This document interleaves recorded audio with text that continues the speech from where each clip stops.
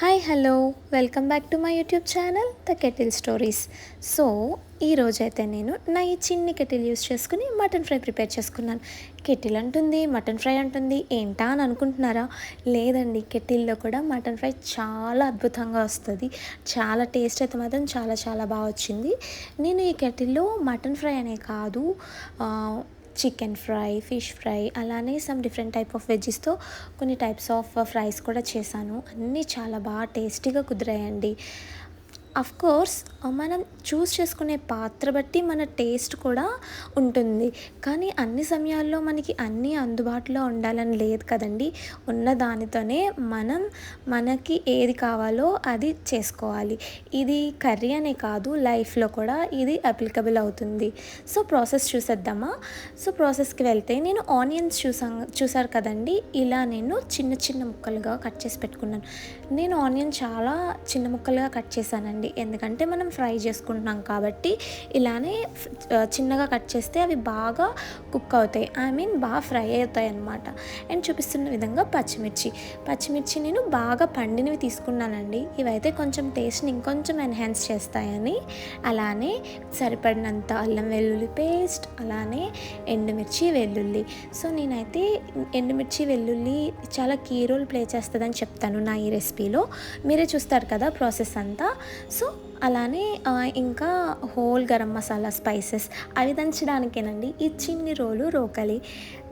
And మీ రెసిపీకి తగినంత oil, ఉప్పు, కారం అండ్ అలానే గరం మసాలా ఇవన్నీ యూస్ చేసుకుని స్టెప్ బై స్టెప్ ప్రాసెస్ అంతా ఫాలో అవుతూ ఉంటే మనకి ఎంతో రుచికరమైన మటన్ ఫ్రై కెటిల్లో కూడా తయారైపోతుంది.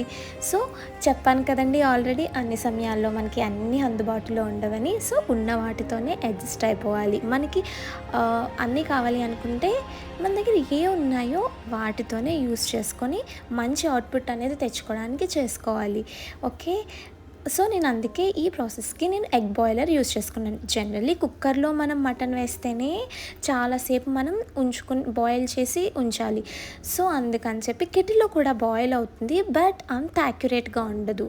సో చూపిస్తున్న విధంగా నేను నా ఈ చిన్ని కెటిల్ తీసుకొని అందులో ఆయిల్ వేసుకుని, ఆయిల్ బాగా హీట్ ఎక్కిన తర్వాత నేను కట్ చేసి పెట్టుకున్నటువంటి చిన్న చిన్న ముక్కలుగా కట్ చేసి పెట్టుకున్నటువంటి ఆనియన్స్, ఇంకా అలానే పచ్చిమిర్చి వేసుకొని బాగా ఫ్రై చేశానండి. అబ్జర్వ్ చేయండి, నేను చాలా చిన్న ముక్కలు కట్ చేశాను. అండ్ నేను ఆనియన్ కూడా ఒక పెద్ద ఆనియన్ అనుకోండి, ఆ ఆనియన్ మాత్రమే తీసుకున్నాను. సో ఇవి బాగా ఫ్రై అయిపోవాలన్నమాట. ఎంత బాగా అంటే అంత బాగా, అలా అని చెప్పి మరీ మాడిపోకూడదు. సో లైక్ ఒక 80% బాగా ఫ్రై అవ్వాలి. వన్స్ ఇది ఫ్రై అయిపోయిన తర్వాత ఒక్కసారి ఈ ప్రాసెస్లోనే నేను నా మటన్ ఎలా బాయిల్ అవుతుందో ఎగ్ బాయిలర్లో చూసుకుంటున్నాను, ఎందుకంటే ఇదే ఫస్ట్ టైం అండి ఇలా ట్రై చేయడం నేను కూడా. సో నేను ఫ్రై అవుతున్న ఆనియన్స్లోనే కరివేపాకు కూడా యాడ్ చేసేసుకున్నాను. ఇవి బాగా ఫ్రై చేసుకోవాలి. బాగా ఫ్రై అయిపోయిన తర్వాత నేను ఇందులోనే కొంచెం అల్లం వెల్లుల్లి పేస్ట్, అగైన్ మీరు ఎంతైతే మటన్ తీసుకుంటున్నారో అలానే మీరు ఎంత టేస్ట్ కావాలనుకుంటున్నారో దానికి తగ్గట్టు అల్లం వెల్లుల్లి పేస్ట్ కూడా వేసుకుని మంచిగా పచ్చివాసన అనేది పోయేంత వరకు బాగా ఫ్రై చేసుకోవాలండి. Every ingredient what ever you have chosen మనం స్టెప్ బై స్టెప్ వేసుకుని వన్ బై వన్ మనం కుక్ చేస్తూ ఉంటే రెసిపీ అనేది ఆటోమేటిక్గా టేస్ట్ వచ్చేస్తుందండి. చూసారా, నా ఎగ్ బాయిలర్లో మటన్ అయితే మంచిగా కుక్ అయిపోయిందండి. సో ఇప్పుడు నేను ఈ కుక్ అయిన మటన్ని అల్లం వెల్లుల్లి పేస్ట్ బాగా వేగిందని నేను అనుకున్నప్పుడు ఈ మటన్ కూడా నేను యాడ్ చేసేసాను అనమాట. ఈ మటన్ కూడా యాడ్ చేసి బాగా ఈ మిశ్రమాన్ని బాగా కలిపాను.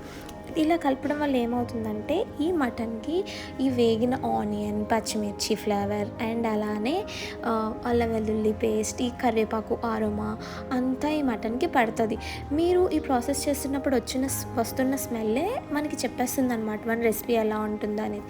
సో వన్స్ ఇది కూడా అల్లం వెల్లుల్లి కూడా పచ్చివాసన పోయేంత వరకు వేపుకున్న తర్వాత నేను కొంచెం ఉప్పు, అంటే మన రెసిపీకి ఎంత ఉప్పు కావాలో అంత అడ్జస్ట్ చేసుకుంటూ ఉప్పు, కారం అనేది యాడ్ చేసుకుని ఇది కూడా మనం బాగా కలిపేసుకోవాలన్నమాట. సో ఇది కూడా బాగా కలిపిన తర్వాత చూసారా, నేను ఇక్కడ ఈ ప్రాసెస్లో ఇంకా వాటర్ అయితే యాడ్ చేయలేదు, బికాస్ మనం అయితే ఫ్రై ఐటమ్ కుక్ చేస్తున్నాం.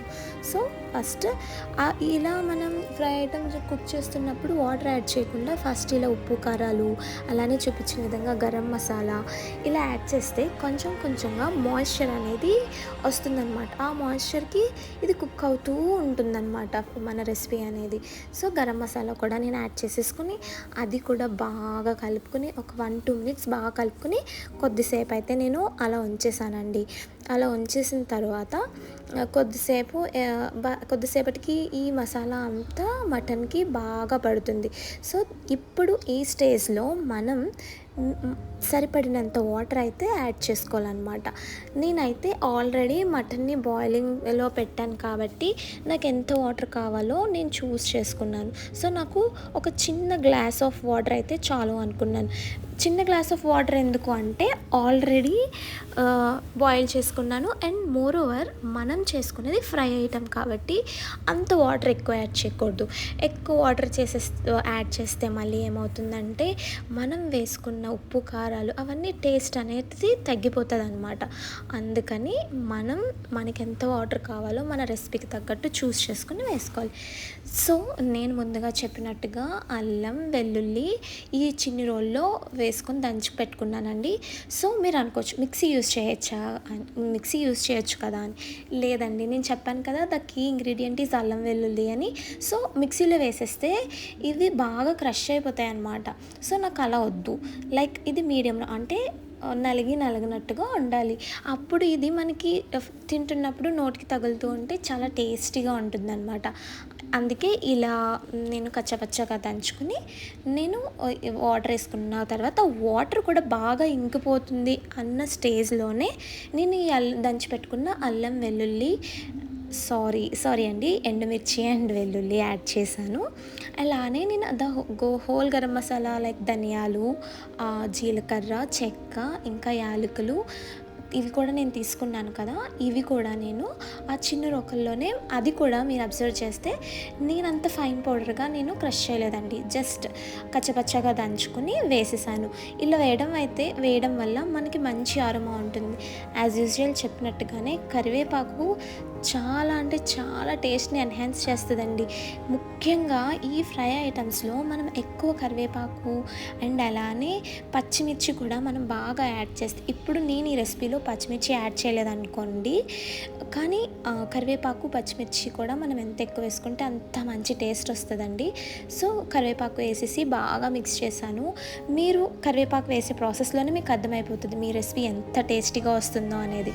సో మనకి ఓకే అంతా కుక్ అయిపోయింది, everything is well settled in ఆ రెసిపీ అని అనుకున్నప్పుడు కొత్తిమీర కూడా యాడ్ చేసేసుకుంటే ఎంతో రుచికరమైన మటన్ ఫ్రై అయితే రెడీ అయిపోతుందండి. అంతే అండి, నేను ఈ విధంగా కెటిల్లో మటన్ ఫ్రై అనేది చాలా ఈజీగా సూపర్ టేస్టీగా అయితే చేసుకున్నాను. If you want to try, give it a try. Of course మీ దగ్గర కెటిల్ లేకపోయినా మీరు ట్రై చేయండి. చూసారు కదా నా ప్లేట్ అయితే ready to eat. Please do subscribe to my YouTube channel, like and share. Thank you for watching. Bye bye.